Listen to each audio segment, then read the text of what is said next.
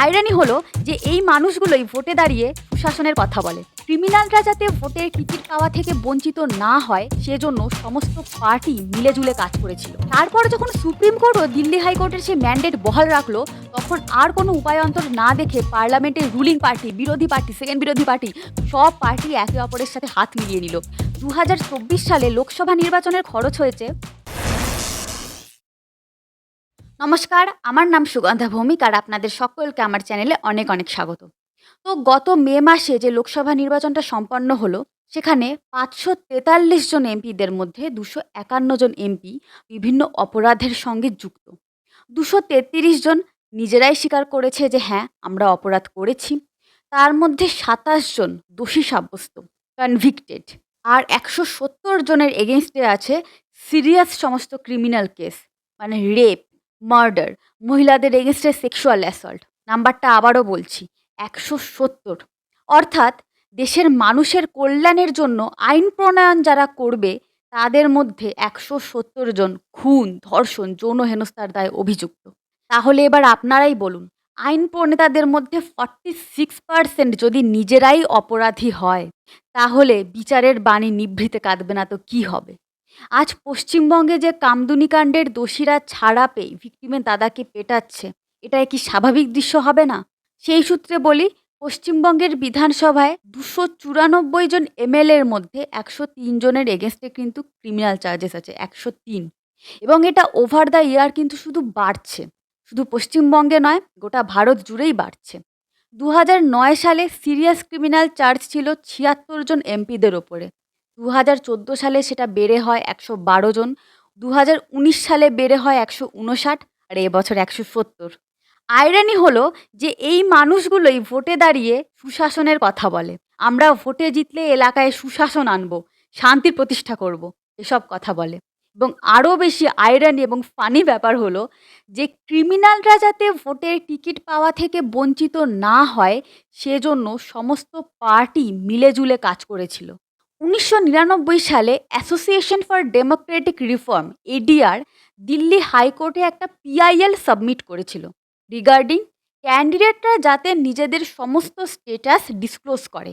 যারা পার্লামেন্টের ভোটে দাঁড়াচ্ছে সেই সমস্ত ক্যান্ডিডেটরা যাতে নিজেদের সম্পত্তি, কোথাও কোনো ক্রাইম করেছে কিনা, কি পাস, কতদূর পড়াশোনা করেছে, এই সমস্ত স্টেটাস যাতে ডিসক্লোজ করে। দিল্লি হাইকোর্ট সেই পিআইএল অ্যাকসেপ্ট করেছিল এবং এডিআরের পক্ষে রায় দিয়েছিল। আর তখন সমস্ত পার্টির লোকেরা কি করেছিল জানেন? সব পার্টির লোকেরা মিলে সুপ্রিম কোর্টে গিয়েছিল সেই রায়ের বিরুদ্ধে আপিল করতে 2002 সালে।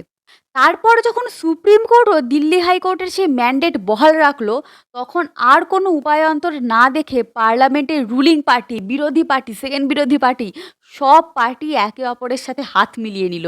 মিলিয়ে নিয়ে তারা পার্লামেন্টে একটা বিল পাশ করলো যাতে করে এই ডিসক্লোজ ম্যান্ডেটারি না হয়। মানে নির্ভয়া কেসের পর আন্ডার 18 হিনিয়াস ক্রিমিনালদের অ্যাডাল্টের মতন শাস্তি দেওয়া নিয়েও সমস্ত পার্টি কিন্তু এগ্রি করেনি। 3 তালাককে ইনভ্যালিড করা নিয়েও সমস্ত পার্টি এগ্রি করেনি।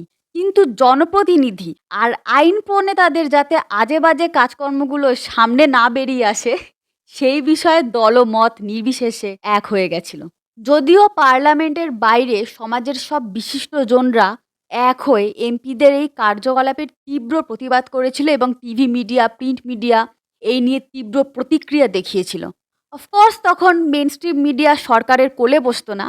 ফলস্বরূপ সুপ্রিম কোর্টের সেই ডিসিশন কার্যকর হয়, সুপ্রিম কোর্টের ডিসিশন। এবং আমরা অ্যাটলিস্ট আজকে এমপি এমএলএদের স্টেটাসটুকু জানতে পারি। যদিও আমরা যেটুকু জানছি তার বাইরেও তাদের অনেক রকম কার্যকলাপ থাকে এবং সেগুলো আইনের ফাঁক গলে বাইরেই থেকে যায়। আর ক্রিমিনাল স্টেটাস যেটুকু জানছি তাতেও কিন্তু তাদের ভোটে দাঁড় হওয়া নিয়ে কোনো রকম অসুবিধা হয় না, থ্যাঙ্কস টু আইনের ফাঁক। একদিকে সরল মানুষ যারা তাদের প্রিয় নেতা বা নেত্রীকে সত্যবাদী যুধিষ্ঠির মনে করে এবং সেই পার্টি থেকে যে কেউ দাঁড়াক না কেন তাকেই ভোট দেয়। আরেক দিকের মানুষ যারা লিটারেলি প্রাণের ভয়ে ভোট দেয়, না হলে গ্রাম ছাড়া হতে হবে, বাড়ি জ্বালিয়ে দেওয়া হবে, এমনকি সরাসরি খুনও হতে হয়। আর পার্টিও খরচ কমাতে এদেরকেই দাঁড় করায়। সিএমএস এর চেয়ারম্যান এন ভাস্করা রাও দীর্ঘ 35 বছর ধরে ভোটের খরচপাতির হিসাব দেখে এসছেন, তিনি এবং তার সংস্থা। এবং তার হিসেব অনুযায়ী ২০২৪ সালে লোকসভা নির্বাচনের খরচ হয়েছে 1.35 লক্ষ কোটি টাকা। ১,৩৫,০০০ কোটি টাকা। যেটা কিনা আমেরিকার ২০২০ সালের প্রেসিডেন্সিয়াল ইলেকশনের থেকেও ২০০ কোটি টাকা বেশি। এবং এই খরচও কিন্তু বছরকে বছর বেড়েই চলেছে। ২০১৯ সালে ছিল ৬০,০০০ কোটি টাকা। সেটা বেড়ে হলো ১,৩৫,০০০ কোটি টাকা এই বছর। আর যত বড় পার্টি তার তত বেশি খরচ। গুন্ডা, বদমাশ, বাহুবলীরা একদিকে যেমন জমি দখল, তোলাবাজি করে পার্টি ফান্ডে টাকা আনে, তেমনি আরেকদিকে সেলফ ফিনান্স করতে পারে, মানে নিজেদের খরচ নিজেরা চালাতে পারে। আর সত্যি কথা বলতে পলিটিশিয়ানদের মূল লক্ষ্যই যেখানে গদি আঁকড়ে বসে থাকা, সেখানে কোনো বাহুবলীকে ছাপিয়ে কোনো ভদ্রলোক ভোটের টিকিট পাবে, সেটা কি করে হবে? শুনতে খুব ভালো লাগে যে শিক্ষিত ছেলেমেয়েরা রাজনীতিতে আসছে না কেন? শিক্ষিত ছেলেমেয়েদের রাজনীতিতে আসা দরকার। তবেই তো রাজনীতি গুন্ডামুক্ত হবে। এগুলো শুনতে খুব ভাল লাগে। কিন্তু বাস্তবে রাজনীতিতে শিক্ষিত ছেলেমেয়েদের ফিউচার আমার জাপান, কোরিয়া যাওয়ার মতনই অন্ধকার। আনলেস সে অলরেডি একটা কোটিপতি ঘরে জন্মাচ্ছে অথবা কোনো হিউজ স্যালারির চাকরি করেছে। আর এলেও বা ক্ষমতা ধরে রাখতে গেলে তাদেরকেও কিন্তু বাহুবলীদের ওপরেই নির্ভর করতে হবে। আদারওয়াইজ হাফ টাইমার হয়েই সারা জীবন পার্টির লোকাল কর্মী হয়ে কাটিয়ে দিতে হবে। বড় রাজনীতিবিদ হতে গেলে পার্টির ফুল টাইমার হতে হয়। আর পার্টির ফুল টাইমার হওয়ার অর্থ আর কোনো ইনকাম সোর্স নেই। ইনকাম সোর্স শুধুমাত্র পার্টি, রাজনীতি। সেক্ষেত্রে সেখান থেকে ইনকাম করতে গেলে, হিউজ অ্যামাউন্ট ইনকাম করতে গেলে নয় নিজেকে গুন্ডা বদমাইশি করতে হবে, আর নয়তো গুন্ডা বদমাশদের মাথায় হাত দিয়ে চলতে হবে, মানে তাদেরকে সাপোর্ট করতে হবে। দেশের ২০ লক্ষ মানুষের মাথার ওপর ছাদ নেই।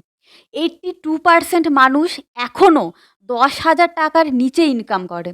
এমন অবস্থায় তারা গ্যাস, রেশন, টয়লেট, হাউজিং এসবের জন্য পুরোপুরি সরকারি সাহায্যের ওপর নির্ভরশীল। এবং সরকারের টাকা এদের হাতে এসে পৌঁছায় থ্রু পঞ্চায়েত। এবার আপনারাই বলুন, এরকম সহায় সম্বলহীন অবস্থায় তারা এথিক্স দেখবে নাকি নিজের লাভটা দেখবে? লোকাল গুন্ডাকে ভোট দেবে নাকি শিক্ষিত ভদ্রলোককে ভোট দেবে? আসলে মূল সমস্যা হচ্ছে ওভার পপুলেশন। যতদিন না একটা ব্যালেন্সড পপুলেশন হচ্ছে, এসব সমস্যা কিন্তু ফেবিকুইকের আঠার মতনই লেগে থাকবে।